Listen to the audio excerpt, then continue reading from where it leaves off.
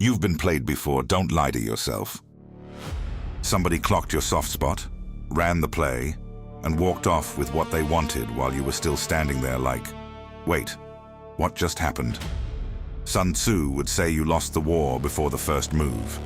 Machiavelli would say you let your heart do a job your head was supposed to handle.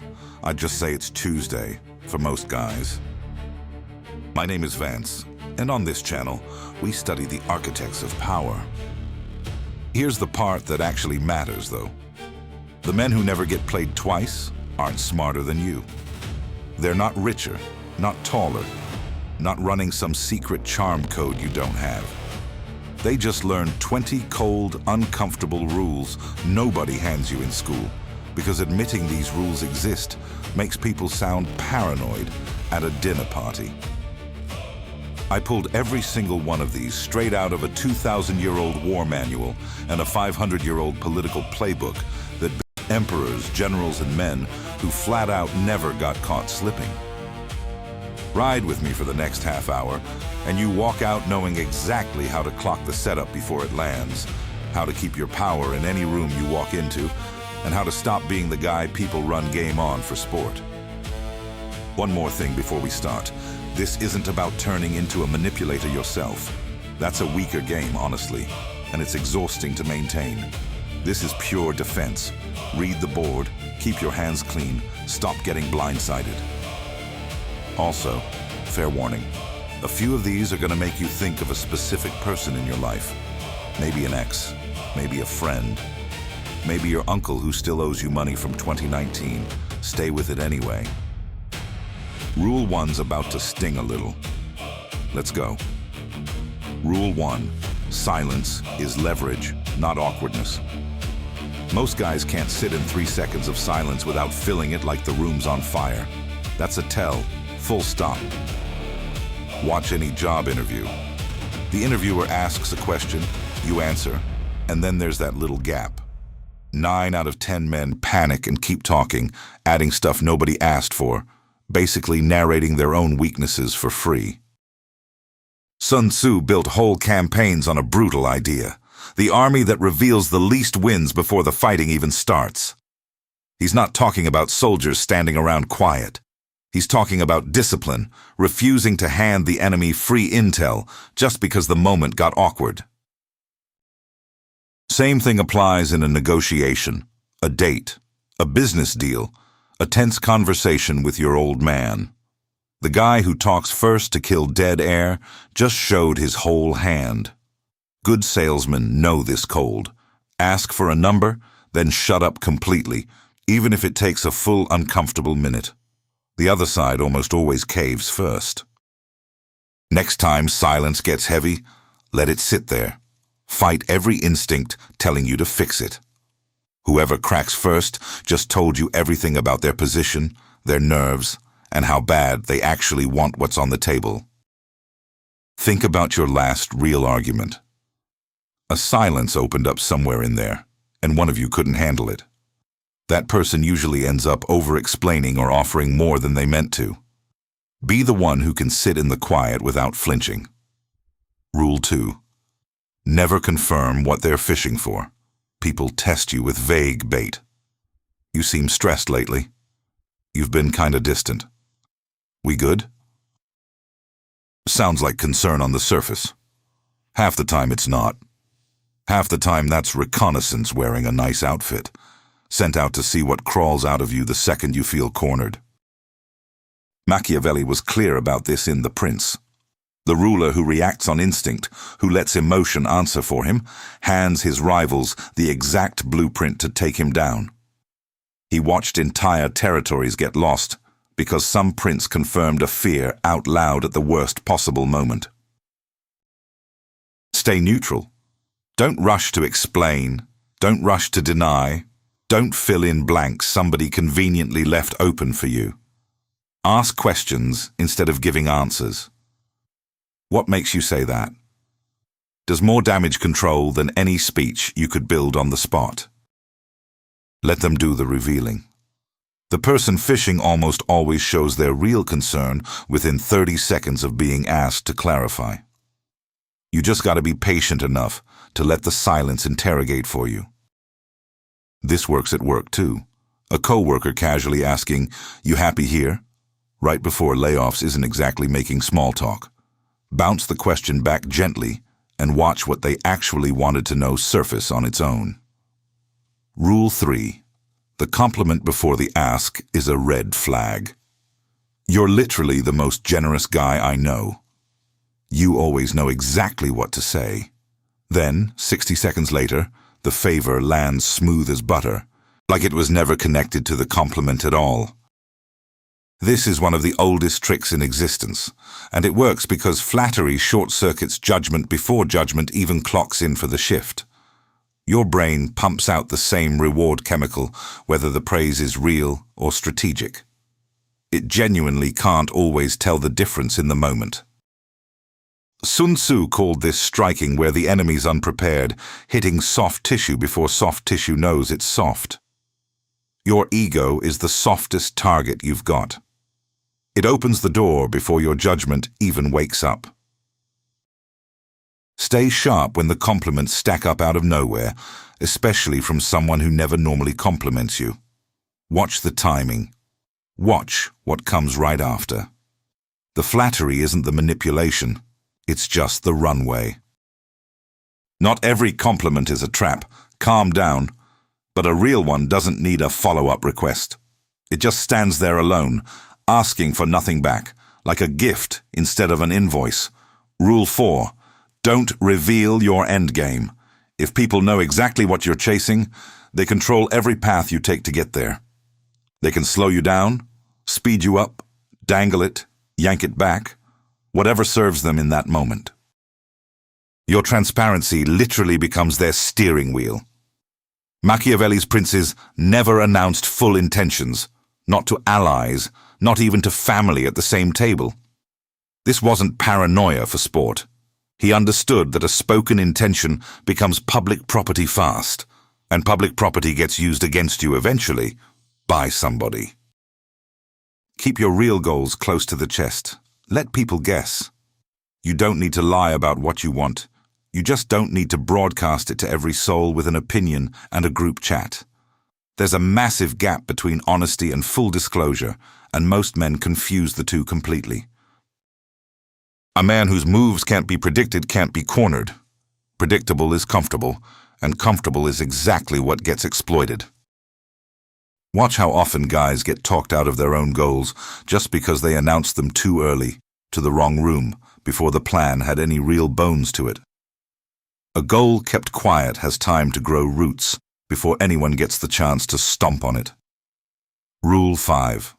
Watch what they do when they think you're not looking. Words are rehearsed. Behavior at low stakes is not. Anybody can sound thoughtful in a conversation they had time to prep for. The mask slips in the moments nobody thinks they're being graded on. How a man treats a waiter, an Uber driver, or some stranger who can't do a single thing for him tells you more than a full year of polished talk. Machiavelli watched courtiers obsess over how they looked to the prince directly while treating everybody beneath them like furniture. That gap is the actual character. Sun Tzu studied terrain before he ever committed troops, because the ground itself told him things no scout's report could. Study people the same way. Study the terrain, not the speech. Pay attention to the small moments that feel too minor to count. A guy who's cruel to people with zero power over him is showing you, with full clarity and zero filter, exactly what he'll do to you the second the power balance tips his way. You want a fast read on anyone. Don't ask their friends. Watch them order food, watch them handle a flight delay, watch them deal with somebody who can't do a thing for their career. That's the unedited footage. No PR team, no filter. Rule 6. Urgency is a manipulation tactic, not a real emergency. I need an answer right now. This deal's gone in an hour. If you don't decide today, it's done. Real opportunities survive a little patience. Manufactured urgency can't, because it's built specifically to rob you of the time to think straight.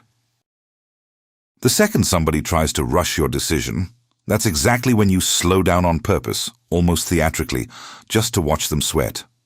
Time pressure goes back to ancient siege tactics, attackers rushing the gates before defenders could organize a real response.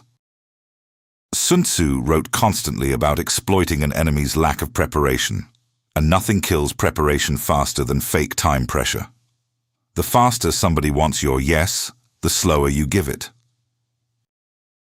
This shows up everywhere: a relationship moving too fast, a deal with a suspicious deadline, a friend pushing you to commit on the spot before you've had a coffee. Build a personal rule right now: 24 hours minimum before any decision involving money, commitment, or trust. Anybody who can't respect that window was never offering you a real opportunity in the first place. Rule 7. Generosity with strings attached isn't generosity. A gift that comes with an invisible invoice isn't kindness. It's a down payment on your future compliance, even if neither of you ever says that part out loud. You'll feel the weight of it later, usually right when you try to say no to something. Machiavelli warned that favors create debts, and debts create leverage. And leverage is the entire foundation of how certain people run every relationship in their life. He watched it constantly among nobles, gifts handed out strategically, loyalty purchased one favor at a time. Notice who gives without ever asking for anything back, ever, even years later. Notice who gives like they're opening a tab, quietly keeping score behind a friendly grin. You'll know the difference the first time you decline something from them. The genuinely generous guy shrugs it off completely. The strategic giver goes cold fast, and suddenly there's tension in the room that wasn't there a minute ago. Watch how a gift gets brought back up weeks later, casually slipped into a different conversation, like a receipt for something you didn't know you signed. That's the invoice finally showing up. Rule 8. Anger is information, not a weapon to use on you. When somebody blows up the second you set a boundary, that explosion is data, not a reason to back down. It means the boundary worked, and it means they were counting on you never setting one in the first place. Sun Tzu said the angry general can be provoked into a fatal mistake, that rage clouds strategic thinking faster than almost anything on a battlefield. Same thing applies off the battlefield. A guy who loses it the second he doesn't get his way is showing you his actual operating system, no upgrade pending. Don't be the one provoked. Watch them lose control while you stay completely chill. Nothing rattles a manipulator faster than a man who refuses to match their volume. The anger isn't punishment for your boundary. It's a confession that the boundary just cost them something they were used to taking for free. Let that sink in next time somebody's voice climbs the second you say no. Rule 9. The version of you they fell for was curated early on. Everybody's a 5-star performance, attentive, patient, easy to be around. That version takes effort, and effort runs out eventually for everyone, including you. The real test isn't who someone is at the start, when stakes are low and the audience is watching closely. It's who they are once the performance gets expensive to keep up, once stress shows up, once they're tired, once nobody's grading the show anymore. Machiavelli built his entire framework on this one idea: judge men by what they do under pressure, never by what they promise in comfort. Comfort makes everybody sound noble. Pressure is where the truth gets squeezed out like toothpaste from a flat tube. Watch how somebody handles a delay, a small conflict, a genuinely bad day. That's the actual person you're dealing with long-term, not the highlight reel from the opening act. Nobody performs at peak charm forever, same way no soldier stays at full alert all day. Eventually the guard drops. Question is whether you're paying attention when it does, or whether you're still too starstruck by Act 1 to notice Act 2 already started. Rule 10. Information given freely is often a trap. If somebody overshares fast, ask why, instead of just feeling flattered that they trust you this much already. Fast intimacy is sometimes real. It's also a classic move designed to make you feel like you owe the same level of vulnerability back immediately, no questions asked. Sun Tzu used false intelligence constantly, feeding the enemy info specifically built to pull them into bad positions they'd never have walked into otherwise. Oversharing can work the exact same way socially, pulling you into matching disclosure before either of you has actually earned the other's trust. Don't match somebody's oversharing just because staying quiet after a big confession feels rude. You're allowed to receive information without instantly handing your own back in equal trade. Trust gets built slow, through consistency over time, not through one dramatic 3 a.m. conversation that felt intense. Intensity and intimacy are not the same currency, no matter how convincing it feels at the time. Rule 11. The loudest loyalty is usually the weakest people. Constantly announcing how loyal they are tend to be reassuring themselves, not you. Real loyalty doesn't need a press release. It just shows up consistently, without needing applause for showing up at all. Machiavelli trusted the quiet men in the room way more than the ones performing devotion for an audience, because performance needs spectators, and spectators mean something's being gained from the show. Genuine loyalty doesn't require a crowd to function. Watch for the friend who swears, "I'd do anything for you," on repeat, but ghosts the one time you actually need something. Watch for the partner who brags about you to their friends and belittles you the second the door closes behind them. The volume of somebody's declared loyalty is basically inversely related to how reliable it actually is. Quiet, consistent action beats loud, occasional declaration every single time, in every relationship worth having. Real ones don't narrate the loyalty. They just answer the phone at 2 a.m. without a speech attached to it. Rule 12. Never let someone define your reality for you. Gaslighting isn't a buzzword you picked up off social media. It's an old battlefield tactic wearing a new outfit. Confuse the enemy about what's actually happening on the ground, and you control the next move before they even know there's a decision to make. Sun Tzu wrote deception into the core of military strategy, creating false impressions, so the enemy commits resources to the wrong spot at the wrong time, based on garbage information. People run this on each other in relationships constantly, rewriting events in real time until you start doubting your own memory. If somebody keeps making you doubt what you clearly saw, heard, or remembered, that's not a communication issue you need to work harder at. That's a power grab wearing confusion as a costume. Trust your own perception first. Write things down if you need to.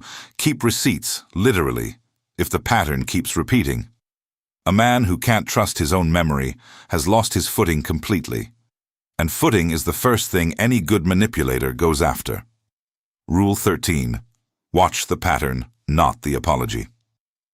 Apologies are cheap, and they're getting cheaper by the year. Sun Tzu didn't care about an enemy's stated intentions, only repeated movement on the actual map, what they did, not what they claimed they meant to do. If the apology keeps coming, but the behavior never moves an inch, you're not dealing with an occasional mistake anymore. You're dealing with a strategy that's actively working on you every time you accept it and move on without demanding a different outcome.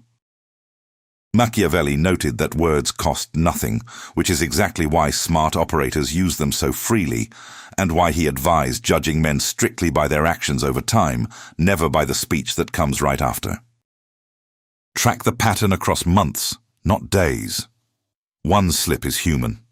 5 identical slips, each one followed by the exact same heartfelt apology, is a system, and that system got built specifically because it keeps working on you. If you've heard the phrase, "I'll never do that again," more than twice for the exact same thing, congrats. You're not in a relationship anymore. You're in a subscription service with no cancel button. Rule 14. Don't negotiate from a position of visible need. The second somebody senses you need them more than they need you, The terms shift immediately, sometimes without a single word said about it out loud. Need has a smell, and people good at this game can clock it from across the room. Machiavelli's princes never let allies see desperation, never let a weaker position show through the cracks of their public posture, because desperation invites exploitation the same way an open wound invites infection. Whatever you want it quietly. Want it on the inside, while your outside stays composed and unbothered. Visible desperation is an open invitation to get underpaid, undervalued, or flat-out used by whoever's paying attention. This applies in salary negotiations, relationships, friendships, business deals. The side that looks like it needs the outcome least almost always walks with the better terms. Recruiters know this, which is exactly why they tell you never to mention how badly you need the job. Composure isn't coldness. It's strategic self-protection, period. Rule 15. Public praise. Private criticism is a manipulation pattern too. Some people build you up in front of others and tear you down alone, specifically so the contradiction scrambles your read on who they actually are, leaving you stuck between two versions you can't reconcile. Sun Tzu called this dividing the enemy's forces, splitting attention so neither half can mount a real response. They're splitting your perception of them into two pictures that can't both be true. It shows up everywhere. The boss who hypes you up in meetings and guts you in private one-on-ones, the partner who brags about you to friends and belittles you the moment the door shuts. Trust the private version. That's the real one. Every time. No exceptions. Public performance is for the audience. Private behavior is for you, and it's almost always more honest than anything said in front of a crowd. If the door-closed version doesn't match the photo-op version, believe the door. Rule 16. The person who needs no recognition is the most dangerous player in the room. Things are about to get heavier from here, so stay with me. Not dangerous to you necessarily, but dangerous in skill, in patience, in the sheer restraint it takes to operate without needing applause for every single move. Machiavelli respected the operator who never needed credit, because that man could shift pieces for years without anybody noticing the board had changed underneath them. The need for recognition is a leak. It exposes intention. Its absence is a sealed door, and sealed doors are exactly where the real power lives. Notice this in any organization. There's always somebody whose name barely comes up, who never fights for the credit line, but somehow every major decision quietly passes through them first. That's not luck. That's a man who realized influence and visibility are different currencies and chose the one that actually compounds. It usually means somebody's playing a much longer game than you are, and long games beat short, loud ones almost every single time. Watch the quiet ones closest. They're usually the ones actually running the room, while everybody else fights over who gets to look like they're running it. Rule 17. Boundaries tested. Once will be tested forever if you cave the first time you let a line get crossed. Just this once. That line is gone, permanently, no matter how firmly you redraw it after. Once a boundary's proven movable, every future negotiation starts from that new, weaker floor. Sun Tzu's discipline doctrine was brutal about exactly this. Inconsistent enforcement creates chaos in the ranks faster than any outside enemy ever could. Soldiers who watch one exception get made will test every single rule after that. This goes for your friendships, your relationships, your job, every corner of your life.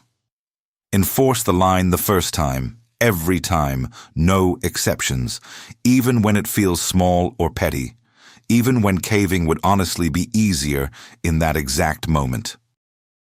This is why kids test parents non-stop, why employees test a new manager in week 1, why a new partner tests how far they can push early on.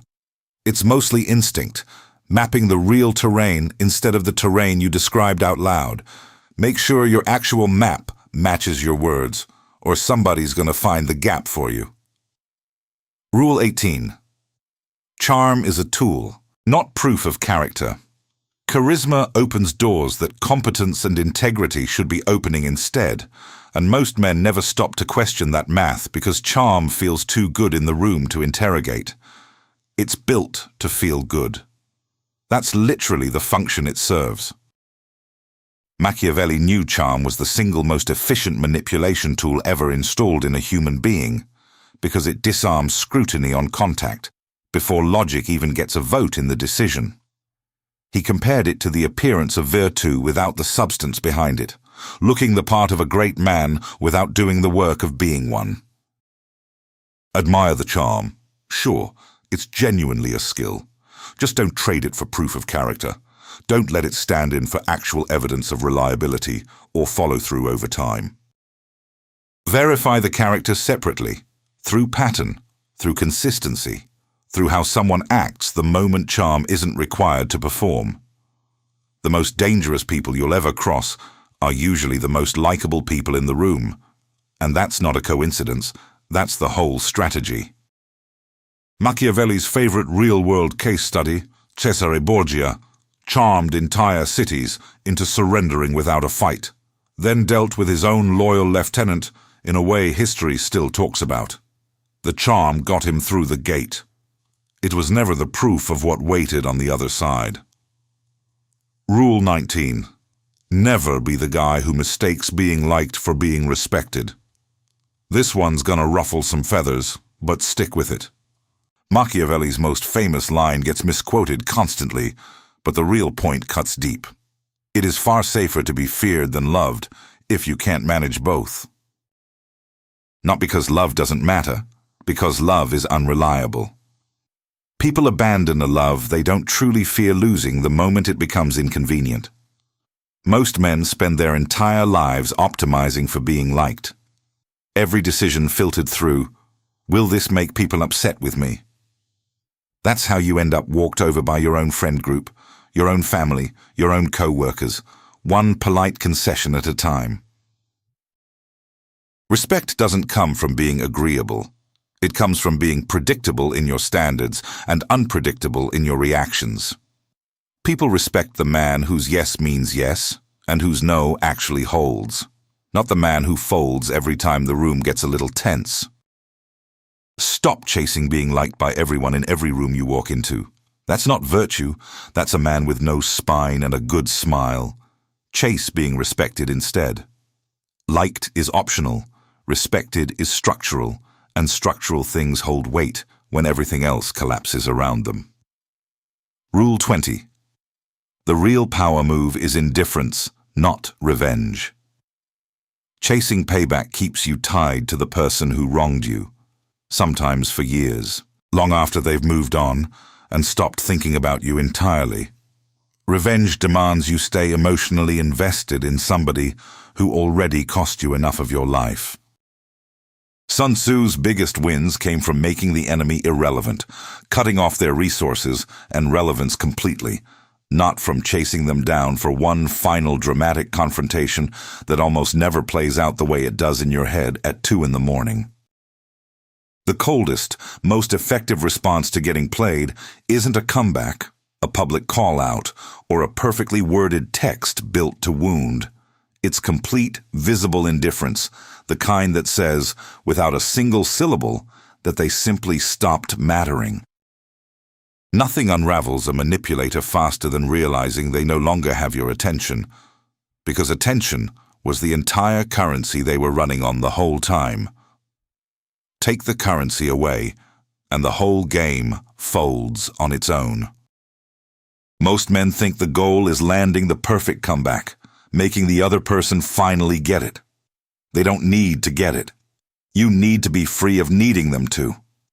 The second you stop performing your anger for an audience that already checked out, you already won the only part that ever mattered.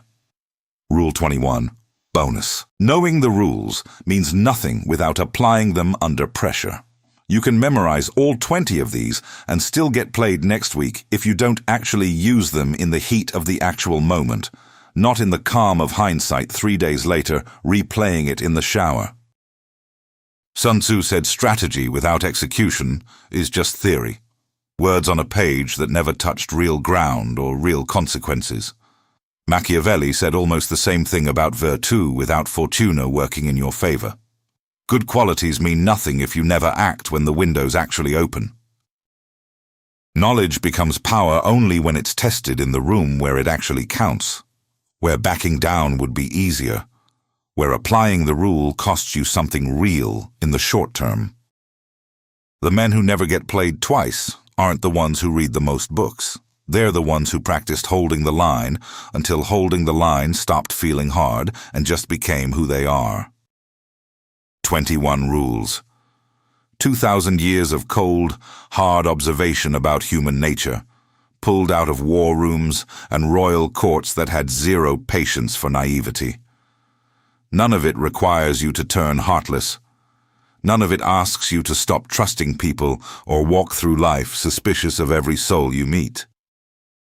It just asks you to stop being naive about how the game actually runs, to stop confusing good intentions with good outcomes, and to start watching behavior with the same attention you've been wasting on words your whole life. The men who built empires weren't the most trusting in history, and they weren't the coldest either. They were the most aware, the ones who could read a room before the room finished forming an opinion about them. That's the actual gap between getting played and never getting played again. Not luck, not charm, not even raw intelligence. Just awareness, applied consistently, especially in the moments where applying it costs you something real. If this hits something in you, you already know which rule you needed most. You felt it land somewhere specific, somewhere a little uncomfortable, somewhere honest. Sit with that one. Don't scroll past it. That's the rule doing exactly what it's built to do. This isn't about getting colder. It's about finally seeing the board clearly, stopping the habit of mistaking charm for character, urgency for opportunity, silence for weakness. Now you've seen it. Use it well. And if you made it this far without thinking of at least one specific person, go back and watch it again, because somebody got away clean.